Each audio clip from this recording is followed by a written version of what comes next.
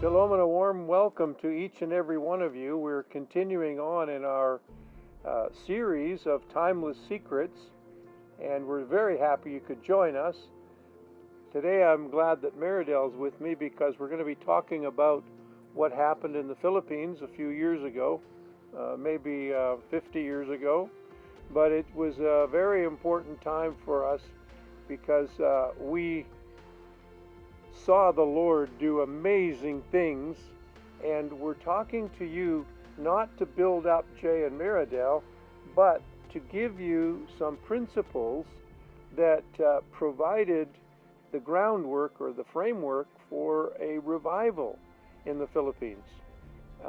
That's the key here. It's not about us, it's about what God did then and can do again today, because in fact He started it on the day of Pentecost.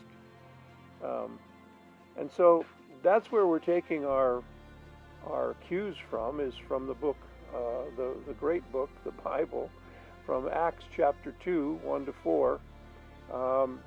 And it was a time of waiting, actually, when the disciples were counting the Omer. They were counting every day of 50 days up to the Feast of Weeks.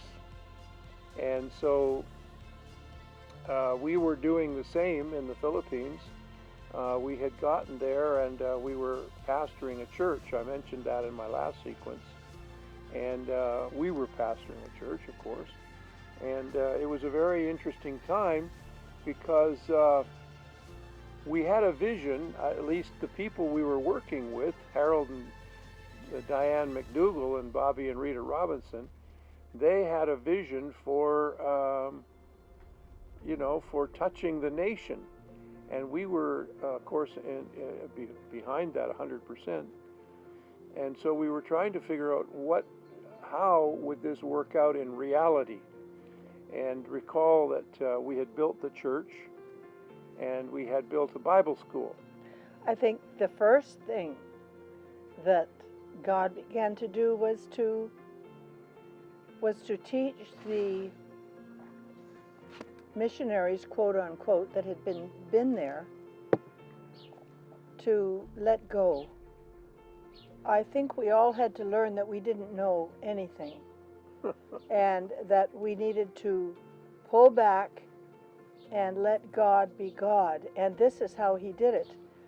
It started with Harold's radio program. He was on the radio beating the Catholics. Now, the Philippines is a Catholic nation. He was pulling all the stops to display the weakness of the mighty Roman Catholic Church. Well, that went over like a lead balloon. It's no way to tell somebody that you love them. And the change began to come, I think, when Harold was touched by the Spirit of God, along with many, many other pastors.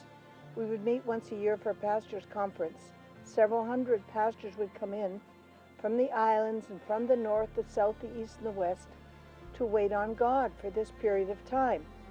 And we were in a thatched church with a dirt floor, and these pastors were wearing their beautiful creamy white barong pineapple fabric shirts, very proud of them. Of course, the ladies were in the back cooking, and the Spirit of God began to fall, and I gave a very strange prophetic word that said, if you will get on your faces before me, I will bring you a national move of my Spirit. And I do believe that was the beginning of change. And there was kind of a gasp went through these prestigious pastors. And it took them a few moments, but those dear people got down on that dirt floor in their beautiful barongs, and they began to weep. It was a preparation for sure, a very important one, where we were humbling ourselves before God.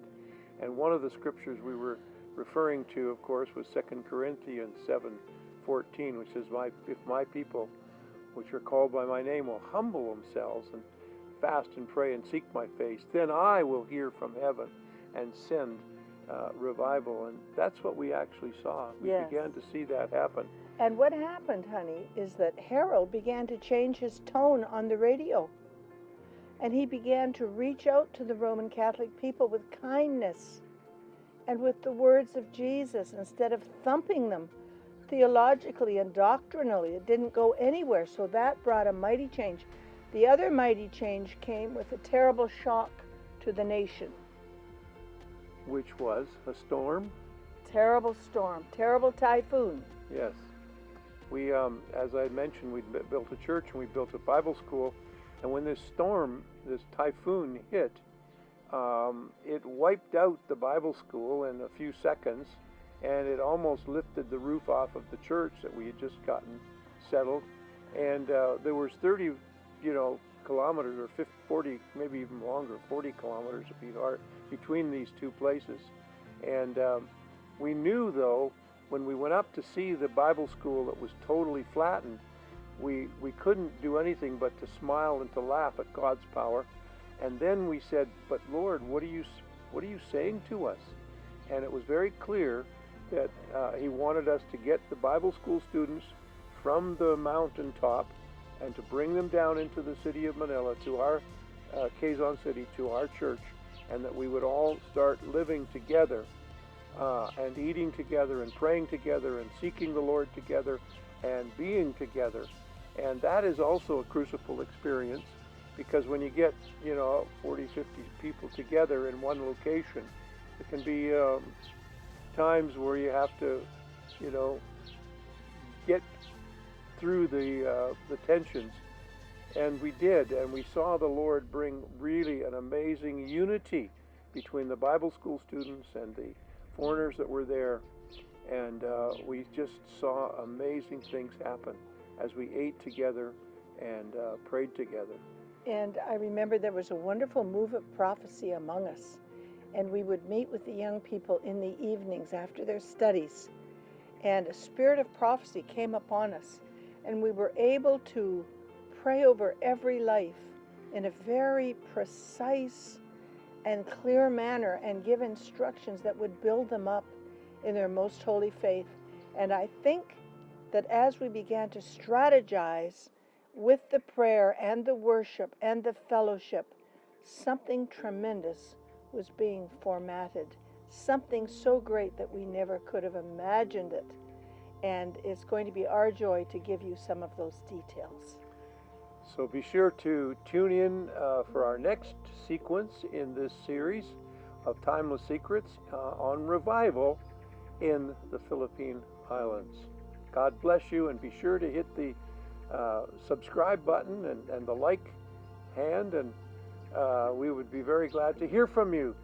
So thanks very much, and God bless you from Mevaseret Zion. If you were part of that fellowship at that time, we'd love an email. Bye for now.